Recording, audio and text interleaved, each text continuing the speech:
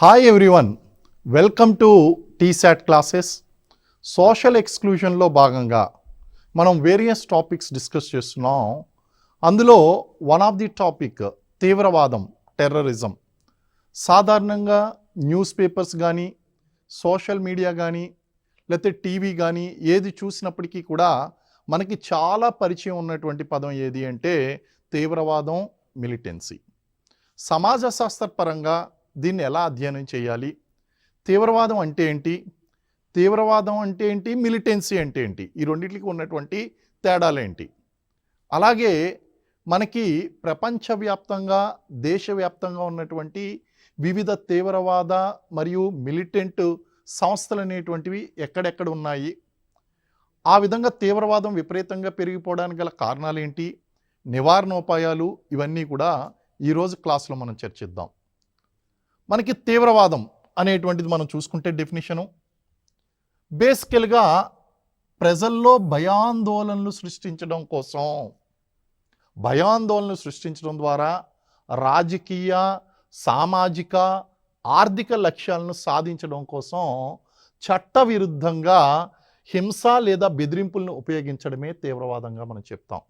అంటే ఇక్కడ key point ఏంటి అంటే భయాందోళన సృష్టించడం అనేటువంటిది ప్రధానమైనటువంటి అంశము. అలాగే వాళ్ళకి వివిధ లక్ష్యాలు ఉంటాయి. మనీ ఎక్స్ట్రాక్షన్ కావచ్చు, ఆర్థిక పరమైన, సామాజిక పరమైన లేదా రాజకీయ పరమైనటువంటి ఆ లక్ష్యాలను సాధించడం కోసం చట్టవిరుద్ధంగా వాళ్ళు హింస అనేటువంటిది చేస్తారు, బెదిరింపులను ఉపయోగిస్తారు.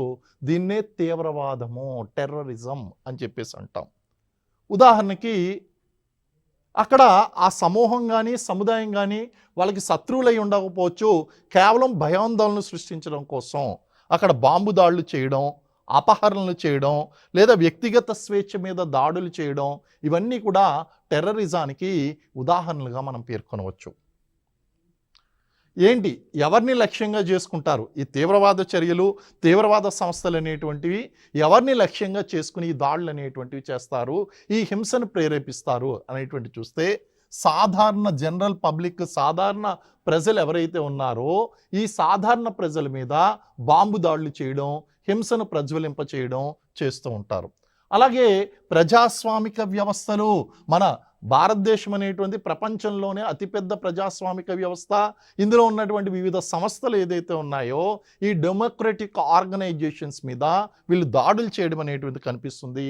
అలాగే మనకి వ్యూహాత్మకమైన, సంకేతాత్మకమైనటువంటి ప్రదేశాలు ఏదైతే ఉన్నాయో అలాంటి ప్రదేశాల మీద వీళ్ళు దాడులు చేయడం అనేటువంటిది మనకు కనిపిస్తుందండి. సమాచార సాంకేతిక వ్యవస్థల మీద, సంకేతాత్మక ప్రదేశాల మీద దాడులు అనేటువంటి లక్ష్యంగా చేసుకుని చేస్తారు.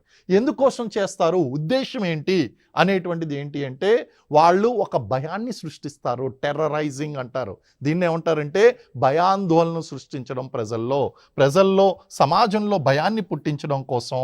అలాగే ప్రభుత్వాల మీద ఒత్తిడి తీసుకుని వచ్చి తమ ప్రయోజనాలు ఏదైతే ఉన్నాయో ఆ ప్రయోజనాలను సాధించడం కోసం ఈ టెర్రరిజం అనేటువంటిది ఉద్దేశపూర్వకంగా చేసేటువంటి బెదిరింపు చర్యలు, హింసగా మనం పేర్కొంటాము. మరైతే విధానాలు అనేటువంటివి ఎలా ఉంటాయి, ఈ టెర్రరిస్టులు ఉపయోగించేటువంటి వివిధ విధానాలు కనుక మనం చూసినట్లయితే బాంబు దాడులు చేయడం. ఇప్పుడు చూడండి, దిల్సుఖ్ నగర్ బాంబు పేలుళ్ళ కేసులు కానీ, లేకపోతే దేశంలో వివిధ ప్రాంతాల్లో జరుగుతున్నటువంటి సాధారణ ప్రజానికం మీద ముంబై దాడులు, ఇవన్నీ కూడా మనం చూసుకుంటే బాంబు దాడులు. ఒక్కొక్కసారి ఏం జరుగుతుందంటే డైరెక్ట్గా ఆ యొక్క ఆయుధాలతో దాడులు చేయడం, అంటే ముంబై దాడులు మనం చెప్పుకోవచ్చు. అలాగే మీరు చూడండి, అంతర్జాతీయ స్థాయిలో 9/11 ఇన్సిడెంట్ ఏదైతే ఉందో, అమెరికన్లో ట్విన్ టవర్స్ మీద చేసినటువంటి అటాక్, డైరెక్ట్ ఏరోప్లేన్స్నే ఆ టవర్స్ మీదకు పంపించి అక్కడ తీవ్రమైనటువంటి నష్టాన్ని కలగజేశారండి. ఇలాగా బాంబు దాడులు చేయడం లేదా ఆస్తుల్ని నష్టం చేయడం, ఇవన్నీ వాళ్ళ యొక్క విధానాల కింద ఉంటాయండి. అలాగే ముఖ్యమైనటువంటి వ్యక్తులు, అంటే కీలక పదవుల్లో ఉన్నటువంటి వ్యక్తులను అపహరించడం ద్వారా, ఉదాహరణకి నార్త్ ఈస్ట్లో చూస్తూ ఉండండి. నార్త్ ఈస్ట్లో ఈ టెలికమ్యూనికేషన్ కంపెనీలు ఇవన్నీ కూడా పనిచేస్తూ ఉంటాయి, వివిధ పరిశ్రమలు పనిచేస్తూ ఉంటాయండి. అక్కడ ఉన్నటువంటి చిన్న చిన్న ఆర్గనైజేషన్స్, ఈ యొక్క మిలిటెంట్ ఆర్గనైజేషన్స్, తీవ్రవాద సంస్థలే కాదు, మిలిటెంట్ ఆర్గనైజేషన్స్ ఏం చేస్తాయంటే అక్కడ ఉన్నటువంటి కీలక పదవుల్లో ఉన్నటువంటి ఆ కంపెనీల్లో ఉండేటువంటి ఆ యొక్క జనరల్ మేనేజర్సు లేదా మేనేజింగ్ డైరెక్టర్సు ఇలాంటి వ్యక్తుల్ని కూడా వాళ్ళు అపహరణ చేసి ఆ తర్వాత ర్యాన్సాకింగ్ ఆఫ్ అమౌంట్, నగదును వాళ్ళు బదిలీగా తీసుకుంటూ ఉంటారు. సో ఇలాంటి ఎక్స్పీరియన్స్ కూడా మేము నార్త్ ఈస్ట్ ఈశాన్య రాష్ట్రాల్లో చూడడం అనేటువంటిది జరిగిందండి. అలాగే చంపడం ద్వారా ఆ వ్యక్తుల్ని, ఇప్పుడు చూడండి మనకి ముంబై దాడులు చూసాం. ఆ ముంబై దాడుల్లో కేవలం డైరెక్ట్గా వాళ్ళు ఎందుకు చంపుతున్నారు అన్నదానికి ఒక లక్ష్యం అంటూ ఉండదు, కేవలం భయోత్పాతాన్ని సృష్టించడం కోసం ఈ జిహాదీ ఉద్యమంలో భాగంగా వాళ్ళు చంపడం అనేటువంటి కనిపిస్తుంది. చంపడం ద్వారా అంటే అపహరించడం, చంపడం, బాంబు దాడులు చేయడం, అంటే ఆస్తులు నష్టపరచడం అన్నమాట అండి. అలాగే ఇతర హింసాత్మక చర్యలు, ఎన్ని రకాలుగా హింసలు సృష్టించవచ్చో అన్ని రకాలైనటువంటి చర్యలు కూడా ఈ యొక్క తీవ్రవాదంలోను మిలిటెన్సీలోని మనకు కనిపిస్తూ ఉంటుందండి. మరి తీవ్రవాదం అనేటువంటిది, అసలు తీవ్రవాదం యొక్క ప్రభావం ఎలా ఉంటుంది? ఇప్పుడు నేను కొన్ని సంస్థల పేరు చెప్తానో దాన్ని బట్టి ఏ స్థాయిలో దాని ప్రభావం ఉంటుందో మీకు అర్థమవుతుంది. ఐసిస్ అని చెప్పేసి మనం వినే ఉంటాం. సో ఐసిస్, తాలిబన్ను ఇలాంటి సంస్థల గురించి, లష్కర్ ఈ తయ్యబా ఇలాంటి సంస్థల గురించి మనం మాట్లాడుకున్నప్పుడు, బొకా హరాము ఇలాంటి పదాలు విన్నప్పుడు, ఈ యొక్క తీవ్రవాద సంస్థల యొక్క పేర్లు విన్నప్పుడు అది ప్రపంచ స్థాయి సంస్థలు అనేటువంటి విషయం మనకి అర్థమవుతుందండి. జైషే మహమ్మద్ పేరు విని ఉంటారు, ఐఎస్ఐఎస్ పేరు విని ఉంటారు, తాలిబాన్ యొక్క పేరు విని ఉంటారు. ఇవన్నీ కూడా అంతర్జాతీయ సంస్థలండి. సో ఈ అంతర్జాతీయ సంస్థలు ప్రపంచ స్థాయిలో ప్రభావాన్ని చూపిస్తాయి. ఒక దేశంలోని కాదు, కేవలం భారతీయ సమాజంలోనే కాదు, అంతర్జాతీయ సమాజాల్లో వీటి యొక్క ప్రభావం ఉంటుంది. కాబట్టి తీవ్రవాదం అనేటువంటిది ఒక ప్రాంతానికో, ఒక రాష్ట్రానికో, ఒక దేశానికో సంబంధించినటువంటి సమస్య కాదు, ఇది ప్రపంచ స్థాయి సమస్య. మరి మనం మాట్లాడుకున్నప్పుడు స్టార్టింగ్లో తీవ్రవాదం అంటున్నాం, మిలిటెన్సీ అంటున్నాం. సాధారణ ప్రజానికానికి, అదర్ దాన్ అవర్ స్టూడెంట్స్ లేదా మన యొక్క సోషాలజీ విద్యార్థులకి తప్ప మిగిలినటువంటి వాళ్ళందరికీ కూడా టెర్రరిజం అన్న మిలిటెన్సీ అన్న ఒకలాగే వాళ్ళు ట్రీట్ చేస్తుంటారు. కానీ సైద్ధాంతిక పరమైనటువంటి భేదాలు ఉన్నాయండి. మరి మిలిటెన్సీ అంటే ఏంటి? రాజకీయ, సామాజిక, మతపరమైనటువంటి లక్ష్యాలను సాధించడం కోసం ఉగ్ర పోరాటాలను లేదా హింసాత్మక చర్యలను చేపట్టడం. మరి ఈ నిర్వచనం తీవ్రవాదంతో సమీపంగా ఉంది కదా సార్, మరి ఏ విధమైనటువంటి డిఫరెన్సు అనేటువంటిది మనం చూసినట్లయితే, మిలిటెన్సీ అనేటువంటిది సాధారణంగా స్థానిక, ప్రాదేశిక ప్రభావాన్ని కలిగి ఉంటుంది. ఇక్కడ నిర్దిష్ట లక్ష్యాలని కలిగి ఉంటుందండి. మిలిటెన్సీ అనేటువంటిది సాధారణంగా నిర్దిష్ట లక్ష్యాలు అనేటువంటి వాటికి ఉంటాయి. కానీ అక్కడ మనం భయోత్పాతం సృష్టించడం అనేటువంటిదే లక్ష్యంగా పనిచేస్తాయి ఆ యొక్క తీవ్రవాద సంస్థలు. కానీ మిలిటెన్స్ ఆర్గనైజేషన్స్ ఏదైతే ఉన్నాయో అవి నిర్దిష్ట లక్ష్యాలతో పనిచేస్తుంటాయండి. సాధారణంగా వీటి యొక్క లక్ష్యాలు ఏంటి అంటే, ప్రభుత్వాలు, స్థానిక ప్రభుత్వాలు ఏదైతే ఉన్నాయో ఆ ప్రభుత్వాల మీద పోరాటం చేస్తుంది. టెర్రరిజం అనేటువంటి దేశం మీద పోరాటం చేస్తుందండి. అలాగే స్థానిక సంస్థలు, వాటికి వ్యతిరేకంగా పనిచేస్తున్నటువంటి సైనిక సంస్థలు ఏదైతే ఉన్నాయో ఆ సైనిక సంస్థల మీద కూడా దాడులు చేయడం అనేటువంటిది మనకి ఇందులో కనిపిస్తూ ఉంటుందండి. మరి అయితే ప్రధానంగా వీటి యొక్క ఉద్దేశం ఏంటి అంటే, ప్రత్యేక లక్ష్యాలు అనేటువంటివి ఉంటాయి. ప్రత్యేక లక్ష్యాలను సాధించడం కోసం సాయుధ పోరాటం, ఇది చాలా క్యాచ్ పాయింట్ అండి. సాయుధ పోరాటం చేస్తూ ఉంటుందండి. సాయుధ పోరాటాలు అంటే ఆయుధాలు చేతపడుతూ ఉంటారు, ఆయుధాలు చేతపెట్టి హింసా మార్గాన్న పోరాటం చేస్తూ ఉంటారు. సో ఆ పోరాటానికి ఒక సిద్ధాంతం అనేటువంటిది ఉంటుంది. సో ప్రత్యేక లక్ష్యాలను సాధించడం కోసం సాయుధ పోరాటాలు చేయడం ద్వారా తమ యొక్క లక్ష్యాలను, సిద్ధాంతాలను అమలు చేస్తూ ఉంటారు మిలిటెంట్ ఆర్గనైజేషన్స్. అది మరి విధానాలు ఏంటి?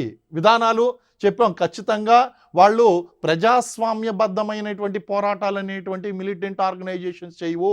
వాళ్ళు ఆయుధాన్ని చేతపడతారు, దాన్నే సాయుధ పోరాటం అని చెప్పేసి మనం అంటాం. సో ఖచ్చితంగా ఆయుధం అనేటువంటి చేతిలో ఉంటుందండి. దీంతో పాటు గెరిల్లా యుద్ధం, ఈ వర్డ్ మీరు చాలా హిస్టరీలో కూడా వినే ఉంటారు. గెరిల్లా యుద్ధాలు. గెరిల్లా యుద్ధాలంటే మాటు వేసి మట్టు పెట్టడం. శివాజీ తన యొక్క యుద్ధ నీతిని, యుద్ధ తంత్రాన్ని ఎలా అమలు చేశాడంటే గెరిల్లా యుద్ధ పోరాటం ద్వారా తను మంచి పట్టును సాధించాడు. అలాగే శివాజీ తన యొక్క మరాఠా రాజ్యాన్ని, మరాఠా రాష్ట్రాన్ని చాలా గొప్పగా విస్తరించాడు గెరిల్లా యుద్ధ తంత్రం ద్వారా. అయితే అంత గొప్ప ప్రాశస్త్యం కలిగినటువంటి ఈ గెరిల్లా యుద్ధ తంత్రం ఇప్పుడు ఏమైంది అంటే మిలిటెంట్లు కూడా దీన్ని ఆచరిస్తున్నారు. అంటే మాటు వేసి మట్టు పెట్టడం. అంటే ఇప్పుడు రెండు దేశాల మధ్య యుద్ధం జరిగింది అంటే శత్రువు ఎవరో మనకు తెలుస్తుంది. ఎదురెదురుగా వాళ్ళు పోరాటం చేస్తూ ఉంటారు. అది కన్వెన్షనల్ వార్ఫేర్ కానీ లేదా ఇన్ఫర్మేషన్ వార్ఫేర్ ఇలాంటివన్నీ కూడా జరుగుతూ ఉంటాయి. కానీ శత్రువు ఎవరో మనకు తెలుసు. కానీ ఈ గెరిల్లా యుద్ధంలో ఎలా ఉంటుంది అంటే శత్రువు మీ మీద దాడి చేస్తాడు, మళ్ళీ పారిపోతాడు. He retreats and run away from that location. అక్కడికి వెళ్ళిపోయి మళ్ళీ మీరు ఆదమరిచి ఉన్నప్పుడు, ఎక్కడైనా మీరు వెళ్తున్నప్పుడు మళ్ళీ మీ మీద దాడి చేస్తూ ఉంటాడు. అంటే మీరు ఎక్కడ అతనికి అనుకూలంగా కనిపిస్తారో, అనుకూలంగా అంటే దాడి చేయడానికి అతనికి అనుకూలంగా కనిపిస్తుందో అలాంటి ప్రాంతాల్లో మాటు వేసి మట్టు పెడతాడు, దాడి చేస్తాడు. దీన్ని గెరిల్లా వార్ఫేర్ అంటాం. దీన్ని ఏమంటాము అంటే గెరిల్లా వార్ఫేర్ అంటాం. మోస్ట్ డేంజరస్ వార్ఫేర్ అండి. ఈవెన్ సైనిక సంస్థలకు కూడా యుద్ధం ద్వారా జరిగేటువంటి నష్టం కన్నా గెరిల్లా యుద్ధ తంత్రం ద్వారా జరిగేటువంటి నష్టాలు చాలా ఎక్కువగా ఉంటాయి. ఎందుకంటే వీళ్ళు రెగ్యులర్గా పెట్రోలింగ్లో వెళ్తూ ఉంటారు, కానీ వాళ్ళు యాంబుష్ చేస్తూ ఉంటారు. ఎవరు? ఈ యొక్క మిలిటెంట్ ఆర్గనైజేషన్స్ ఏదైతే ఉన్నాయో వాళ్ళు యాంబుష్ చేస్తూ ఉంటారు. ఈవెన్ జమ్మూ కాశ్మీర్లో ఉన్నటువంటి తీవ్రవాద సంస్థలు చేసేటువంటి యాంబుష్ల కన్నా, గెరిల్లా యుద్ధం కన్నా ఇటు నార్త్ ఈస్ట్లో ఉండేటువంటి, నార్త్ ఈస్ట్ అంటే ఈశాన్య రాష్ట్రాల్లో స్థానిక ప్రాదేశిక మిలిటెంట్ ఆర్గనైజేషన్ సంస్థలు చేసేటువంటి గెరిల్లా యుద్ధ తంత్రం చాలా ప్రమాదకరంగా ఉంటుందండి. అక్కడే ఎక్కువ నష్టాలు జరిగాయి మనకి. అదేవిధంగా నిర్దిష్ట లక్ష్యాల మీద దాడులు చేస్తూ ఉంటారు. అంటే బ్యాంకుల మీద దాడులు చేయడం, లేకపోతే ముఖ్యమైనటువంటి రైల్వే లైన్ల మీద దాడి చేయడం, సమాచార సాంకేతిక వ్యవస్థల మీద దాడి చేయడం, ఇవన్నీ కూడా ఈ మిలిటెంట్ ఆర్గనైజేషన్స్ అనేటువంటివి చేస్తూ ఉంటాయి. అయితే మనం ముందే చెప్పుకున్నాం, ఈ యొక్క తీవ్రవాదం యొక్క ప్రభావం అనేటువంటిది ప్రాపంచిక స్థాయిలో ఉంటే ఈ యొక్క మిలిటెంట్ ఆర్గనైజేషన్స్ యొక్క ప్రభావము చాలా ఎక్కువగా ఈ యొక్క ప్రాదేశిక స్థాయిలో ఉంటుందండి. అంటే అంతర్జాతీయ స్థాయిలో కనిపించినప్పటికీ దాని యొక్క ప్రభావం అనేటువంటిది ప్రాదేశిక లక్ష్యాలను సాధించడం కోసం కాబట్టి ప్రాదేశిక ప్రభావం అనేటువంటిది ఎక్కువగా కనిపిస్తుంది.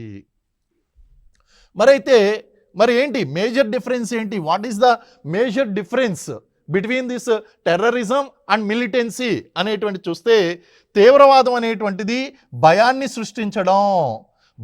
సృష్టించడం మీద దృష్టి పెడుతుందండి. వాళ్ళకేమీ అవసరం లేదు, మీకు జస్ట్ టెర్రరైజ్ చేయడమే. అంటే వాళ్ళ యొక్క ఉనికిని తెలుపుకోవడం కోసం, వాళ్ళ యొక్క ఉనికిని కాపాడుకోవడం కోసం వాళ్ళు తీవ్రవాద పద్ధతుల్లో భయాన్ని సృష్టించడం కోసం, సమాజంలో భయాన్ని సృష్టించడం కోసం తమ యొక్క లక్ష్యాలను సాధిస్తూ ఉంటారు, ఆ పద్ధతిలో ప్రయాణిస్తూ ఉంటారు. కానీ మిలిటెన్సీ అనేటువంటి దానికి ప్రత్యేకమైనటువంటి రాజకీయ ప్రయోజనాలు కానీ ప్రాంతీయ ప్రయోజనాలు కానీ చాలా ఖచ్చితంగా కనిపిస్తూ ఉంటుందండి. ఇప్పుడు పంజాబ్ మిలిటెన్సీని మనం తీసుకుందాం అంటే అక్కడ వేర్పాటువాద రాజకీయం అనేటువంటిది పనిచేసింది. అక్కడ ఒక రాజకీయ లక్ష్యం కనిపించిందండి. ఆ రాజకీయ లక్ష్యం ద్వారా ప్రత్యేకమైనటువంటి రాష్ట్రాన్ని సాధిద్దాము, ప్రత్యేకమైనటువంటి దేశాన్ని సాధిద్దాం, వేర్పాటువాదం అనేటువంటిది. సో ఈ లక్ష్యాలు ప్రాంతీయ లక్ష్యంగా ఉంటుంది, రాజకీయ లక్ష్యంగా ఉంటుంది, ఆయుధాన్ని చేతబడతారు. బెస్ట్ ఉదాహరణ మనం ఆ యొక్క ఖలిస్తాన్ ఉద్యమాన్ని మనం చెప్పుకోవచ్చండి. సో ఖలిస్తాన్లో ఉన్నటువంటి వీళ్ళందరూ కూడా బబర్ ఖల్సా, ఈ యొక్క సంస్థలు ఏదైతే ఉన్నాయో ఈ సంస్థలన్నీ కూడా వీళ్ళు వందమిత్స్ ఖల్సా వీళ్ళందరూ కూడా ఏం చేశారు అంటే సాయుధ పోరాటం చేయడం అనేటువంటిది జరిగింది. కారణాలు ఏంటి? What are the various reasons for this terrorism and militancy? తీవ్రవాదానికి మిలిటెన్సీకి ప్రధానమైనటువంటి కారణాలు ఏంటి అనేటువంటి చూస్తే, రాజకీయ కారణాలు, పొలిటికల్ రీజన్స్ ఫస్ట్ చూద్దామండి. నెంబర్ 1 ఏంటి అంటే ప్రభుత్వాల పట్ల అసంతృప్తి. అక్కడ ప్రభుత్వం ఏదైతే ఉందో ప్రభుత్వాల పట్ల అసంతృప్తి. మీరు చూడండి, ఈ నక్సలిజం కానీ వీళ్ళందరూ కూడా కనుక చూసినట్లయితే ఈ ప్రభుత్వాలు ఏదైతే ఉన్నాయో, అధికారంలో ఉన్నటువంటి ప్రభుత్వాలు భూ సంస్కరణలు సరిగ్గా అమలు చేయడం లేదని, లేకపోతే వేరియస్ పేదరికం, నిరుద్యోగం అనేటువంటి నిర్మూలించబడడం లేదని, ఇవన్నీ కూడా దీర్ఘకాలిక సమస్యలండి. ప్రభుత్వం ఎంత ప్రయత్నించినప్పటికీ కూడా సమాజంలో సమస్యలు అనేటువంటి పుట్టుకొనిస్తూనే ఉంటాయి. It is a continuous process. మీరు ఈరోజు మీ ఇంట్లో చెత్త పడింది, చెత్త శుభ్రం చేసి నేను ప్రాబ్లం క్లీన్ చేశాను అనుకున్నట్టుగా ఉండదు. సమాజంలో ఈ సామాజిక సమస్యలు అనేటువంటివి నిరంతరం పుట్టుకొస్తూ ఉంటాయి. వాటిని సమస్యలకు పరిష్కార మార్గాలను సూచించవలసి ఉంటుందండి. కాకపోతే ఇక్కడ ఐడియాలజీలో వీళ్ళు ఏమనుకుంటారంటే ఇప్పుడే ఇక్కడే ఈ క్షణాన్నే విప్లవం ద్వారా వీళ్ళు మార్పును తీసుకురావాలని ప్రయత్నిస్తూ ఉంటారు. వీళ్ళు ఉన్నటువంటి ప్రభుత్వాల మీద తీవ్ర అసంతృప్తితో ఉండి వీళ్ళ యొక్క మిలిటెంట్ మార్గాన్ని, తీవ్రవాద మార్గాన్ని ఎంచుకుంటారండి. అలాగే వివిధ రాజకీయ సిద్ధాంతాలు ఉంటాయండి. ఒకరేమో కమ్యూనిజాన్ని నమ్ముతారు, ఇంకొకరేమో డెమోక్రసీని నమ్ముతారండి. ఇప్పుడు మనమేమో డెమోక్రసీని నమ్ముతున్నామండి. ప్రభుత్వ విధానాలన్నీ కూడా డెమోక్రాటిక్ పాలసీస్ అన్నీ కూడా. కానీ కొన్ని ఉద్యమాలు చూసుకోండి, ఇక్కడ నక్సలిజం అనేటువంటి ఉద్యమాన్ని తీసుకుంటే అక్కడ కమ్యూనిజాన్ని ఎక్కువగా వాళ్ళు ఇష్టపడుతూ ఉంటారు. అసలు పేదలు వీళ్ళు అనేటువంటి భేదం ఎందుకు ఉండాలి, ఉన్నదంతా పంచేద్దాం, దున్నేవాడిదే భూమి, ఇలాగా సిద్ధాంతాల్లో ఉన్నటువంటి ఐడియాలజీస్లో, రాజకీయ సిద్ధాంతాల్లో ఉన్నటువంటి భేదాల వలన కూడా ఈ యొక్క మిలిటెన్సీ, తీవ్రవాదం అనేటువంటి పుట్టుకొస్తుందండి. అలాగే విదేశీ విధానాలు, అంతర్జాతీయ విధానాలండి. ఈరోజు మనకి తీవ్రవాదం జమ్మూ కాశ్మీర్లో సమస్య ఉంది అంటే దానికి ప్రధానమైనటువంటి కారణం పాకిస్తాన్. ఇక్కడ నార్త్ ఈస్ట్లో మనకు సమస్యలు ఉన్నాయంటే దాని వెనకాల ఎవరున్నారనేటువంటిది చైనా, బంగ్లాదేశ్, ఈ యొక్క బర్మా, వీళ్ళందరూ కూడా ఉన్నారు అనేటువంటి విషయం మనందరికీ కూడా తెలిసినటువంటి విషయమే. సో ఈ అంతర్జాతీయ విధానాలు ఏదైతే ఉన్నాయో ఈ అంతర్జాతీయ విధానాల వలన మనకి తీవ్రవాదం అనేటువంటిది వస్తుంది. ఇవన్నీ కూడా పొలిటికల్ రీజన్స్ అండి. మరి what are the social reasons? సామాజిక కారణాలు ఏంటి? తీవ్రవాదం, మిలిటెన్సీ రావడానికి ప్రధానమైనటువంటి సామాజిక కారణాలు ఏంటి అనేటువంటి చూస్తే, ఈ 5 వేళ్ళు ఏ విధంగా అయితే సమానంగా ఉండవో, సమాజంలో ఎప్పుడు కూడా అసమానతలు అనేటువంటి ఉండడం వాస్తవం. అసమానతలు లేనటువంటి సమాజాలు కనిపించవు. ఉన్నత నిమ్న భేదాలు అనేటువంటి ఎప్పుడైనా ఉంటాయండి. సో ఇక్కడ కులపరమైనటువంటి అసమానతలు, వర్గపరమైనటువంటి అసమానతలు, ప్రాంతీయ అసమానతలు, ఆదాయ అసమానతలు, ధనిక పేద అనేటువంటి భేదాలు, ఇవన్నీ కూడా దేనికి దారితీస్తున్నాయి అంటే ఈ యొక్క తీవ్రవాదానికి మరియు మిలిటెన్సీకి దారితీస్తున్నాయి. అలాగే నిరక్షరాస్యత, ఇక్కడ ఉన్నటువంటి వాళ్ళందరూ కూడా నిరక్షరాస్యత, వాళ్ళకి అవగాహన లోపం, సమాజం పట్ల సరైనటువంటి అవగాహన లేకపోవడం. ఇక్కడ నిరక్షరాస్యత మాత్రమే కాదు, అవగాహన లోపం. నువ్వు చదువుకున్నప్పటికీ కూడా ఈ సమస్యల పట్ల, సామాజిక సమస్యల పట్ల సరైనటువంటి అవగాహన లేకపోవడం వలన, ఈ చెయ్యికి దెబ్బ తగిలింది అంటే అక్కడ మనం ఆ దెబ్బకి ఫస్ట్ ఎయిడ్ చేయాలి తప్ప చెయ్యి నరికేయకూడదు. డెమోక్రటిక్ విధానం ఏం చెప్తుంది అంటే అక్కడ దానికి ఫస్ట్ ఎయిడ్ చేసి ఆ గాయాన్ని మాన్చండి అని చెప్తే, ఇక్కడ విప్లవాత్మకమైనటువంటి పందా ఏం చెప్తుందంటే ఆ చేతిని అక్కడికి నరికేయండి అని చెప్తుంది. సో ఈ విధానాలు ఏదైతే ఉన్నాయో ఆ విధానాల పట్ల అవగాహన, మీరు చదువుకున్నంత మాత్రాన అవగాహన ఉన్నట్లు కాదు, సామాజిక సమస్యల పట్ల అవగాహన ఉండాలి. ఆ అవగాహన పెంచుకున్నప్పుడే విప్లవం. అందుగురించే మనకు నక్సలైట్లలోనూ, తీవ్రవాదుల్లోనూ హైలీ ఎడ్యుకేటెడ్ పీపుల్ కనిపించడానికి గల కారణం ఏంటంటే నిరక్షరాస్యత కాదు, అవగాహన లోపం. మార్పు, సామాజిక మార్పు, సోషల్ చేంజ్ అనేటువంటి జరగడానికి సమయం పడుతుంది. అది ఓవర్ నైట్, ఒక్కరోజు రాత్రిలో జరిగేటువంటి మార్పు కాదు. దానికి కొంత ఓపిక ఉండాలండి. సామాజిక మార్పు అనేటువంటిది కొంత సమయం తీసుకుంటుంది. ఇప్పుడు సమాజంలో ఉన్నటువంటి నిరుద్యోగం, పేదరికం, లేకపోతే ధనిక నిమ్న భేదాలు, అసమానతలు, ఇవన్నీ రూపుమాపాలంటే కొంత సమయం తీసుకుంటుంది. ప్రభుత్వానికి ఇంత విపరీతంగా పెరిగిపోతున్నటువంటి జనాభాను అందరికీ కూడా సేవలు అందించాలి అంటే, ఆ వ్యవస్థలు కొంత బలోపేతం కావాలంటే కొంత సమయం తీసుకుంటుంది. ఈ సమయం తీసుకునే లోపల ఈ తీవ్రవాద సంస్థలు అనేటువంటివి ఈ వ్యవస్థను వాళ్ళు చిన్న భిన్నం చేయడానికి ప్రయత్నిస్తున్నారు. సో ఇలాంటి అవగాహన లోపం వలన మార్పు ఈరోజే జరగాలి, ఇప్పుడే జరగాలి, ఇలాగే జరగాలి, విప్లవం ద్వారా జరగాలి అనేటువంటి ఆలోచన విధానం ఏదైతే ఉందో ఆ ఆలోచన విధానం తీవ్రవాదానికి కారణమవుతుందండి. అలాగే ప్రాంతీయ సమూహాలు, సామాజిక సమూహాలు ఏదైతే ఉన్నాయో ఆ సమూహాల మధ్య విభేదాలు కనిపిస్తూ ఉంటాయండి. ఇప్పుడు ఉదాహరణకి నార్త్ ఈస్ట్ తీసుకోండి, ఈశాన్య రాష్ట్రాల్లో చూసుకోండి. ఈశాన్య రాష్ట్రాల్లో వివిధ తెగల ప్రజలు ఉన్నారు. నాగాలకి, కుకీలకి పడదండి. సో నాగాలంతా ఒక సమూహం అంటారు, కుకీలందరూ ఒక సమూహం అంటారు, మిజోలందరూ ఒక సమూహం అంటారు. నాగాలు, కుకీలు, మిజోలు, బోడోలు, వీళ్ళందరూ కూడా పరస్పరం కలహించుకుంటూ ఉంటారు. ఈ ప్రాంతీయ సమూహాలు లేదా జాతిపరమైనటువంటి సమూహాలు, ఈ సామాజిక సమూహాలందరూ కూడా ఒకరితో ఒకరు సంఘర్షించడం వలన, మతపరంగా సంఘర్షించడం వలన ఇవన్నీ కూడా సమస్యలు అనేటువంటివి వస్తూ ఉంటాయి. ఆర్థిక కారణాలు, పేదరికం అండి. పేదరికం, నిరుద్యోగం.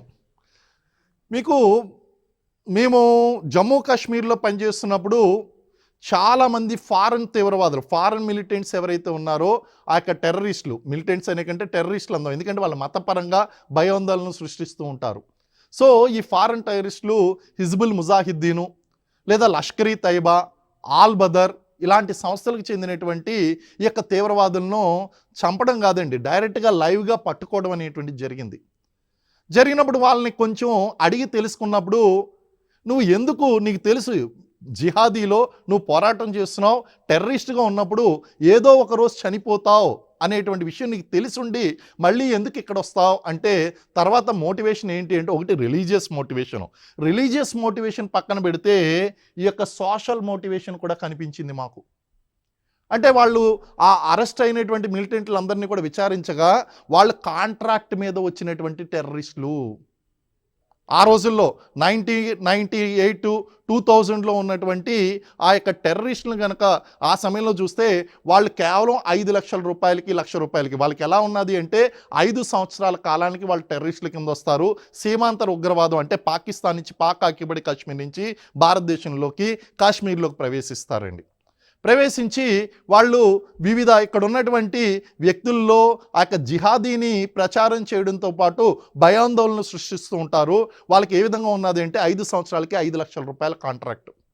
అదేవిధంగా ఇక్కడ సైనికులు ఎవరైతే ఉన్నారో ఆర్మడ్ ఫోర్సెస్లో ఒక మేజర్ స్థాయి అధికారిని చంపితే కొంత సొమ్ము, లేకపోతే కెప్టెన్, లెఫ్టినెంట్ స్థాయి అధికారిని చంపితే కొంత సొమ్ము, లేకపోతే కింద స్థాయి జవాన్లు చంపితే కొంత సొమ్ము, వాళ్ళకి ఇన్సెంటివ్స్గా ప్రకటించడం జరిగింది.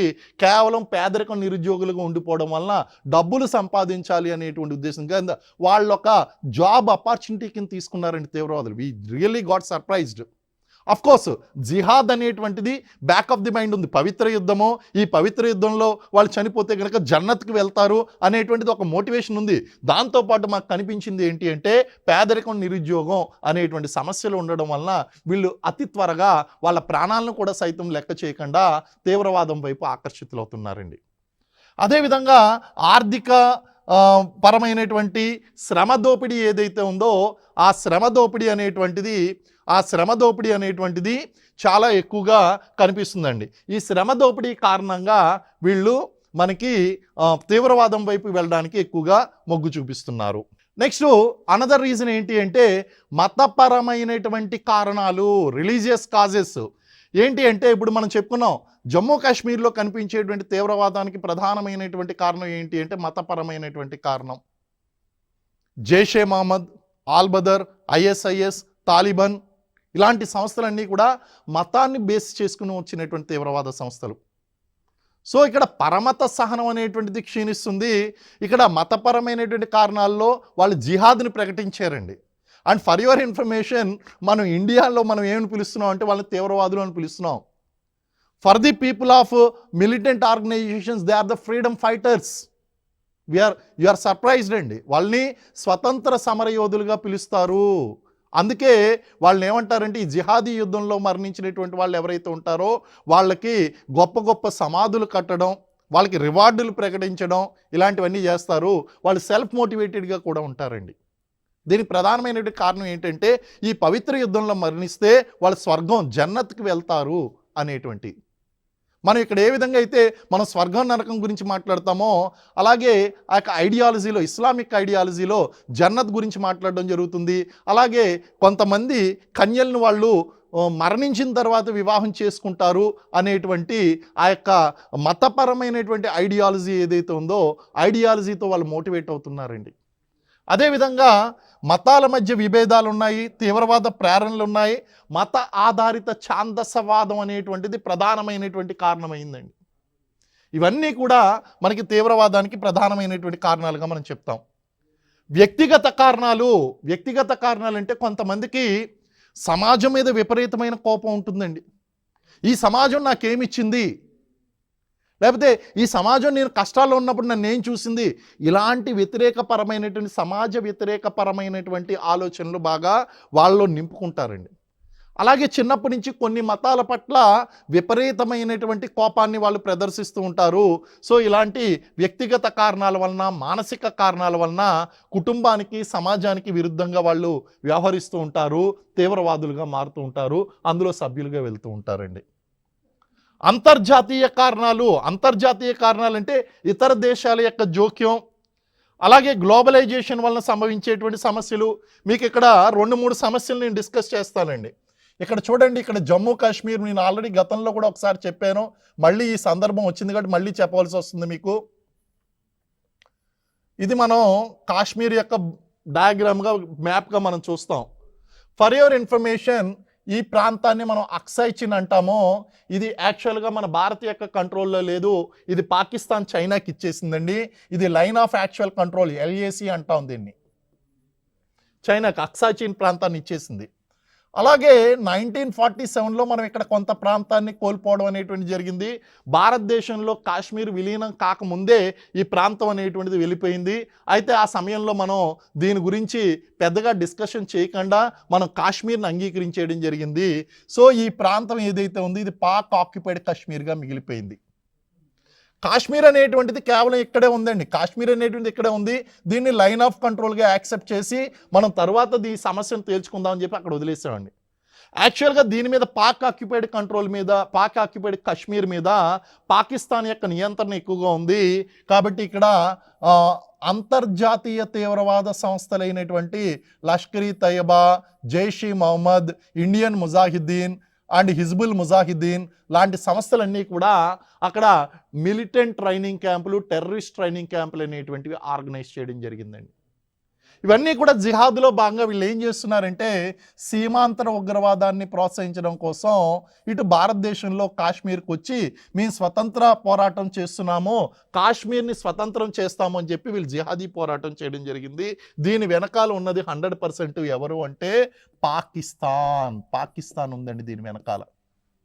సో అంతర్జాతీయ ఇతర దేశాల యొక్క జోక్యం అనేటువంటి దానికి ఈవెన్ కసబ్ మనకి అక్కడ తాజ్ హోటల్స్ మీద అటాక్ జరిగినప్పుడు ఆయన ఎక్కడి నుంచి వచ్చాడు, పాకిస్తాన్ డినై చేసింది, ఆయన మా పౌరుడు అనేటువంటి విషయాన్ని డినై చేసిందండి. సో ఆ విధంగా వీళ్ళు విదేశాల యొక్క జోక్యాల వలన వస్తూ ఉంటాయి. అలాగే ఇప్పుడు చూడండి బంగ్లాదేశ్లో అక్కడ ఉన్నటువంటి హిందువుల మీద దాడులు, రీసెంట్గా జరిగినటువంటి దాడులు చూడండి, మతపరంగా ప్రారంభమైనవి. అవన్నీ కూడా ఎక్కడి దాకా వ్యాపిస్తున్నాయంటే ఇటు నార్త్ ఈస్ట్ ప్రాంతంలోను, వెస్ట్ బెంగాల్ ప్రాంతంలోనూ ఈ యొక్క మతపరమైనటువంటి తీవ్రవాదపరమైనటువంటి దాడులు అనేటువంటి అక్కడ కూడా జరుగుతున్నాయండి. సో ఇలా గ్లోబలైజేషన్ ప్రభావం వలన, ఇతర దేశాల యొక్క ప్రభావం వలన, అంతర్జాతీయ కారణాల వలన మనకి తీవ్రవాదం అనేటువంటిది, హింసాత్మక చర్యలు అనేటువంటి వాటికి గ్లోబల్ నెట్వర్క్స్, ఈ యొక్క మిలిటెంట్ టెర్రరిస్ట్ నెట్వర్క్స్ అనేటివి ప్రోత్సాహం ఇస్తున్నాయి. ఇది ఇక్కడికి మనకి పార్ట్ 1లో తీవ్రవాదం గురించి మనం తెలుసుకుందాం. మరిన్ని వివరాలు నెక్స్ట్ ఎపిసోడ్లో మనం తెలుసుకుందామండి. Thank you very much.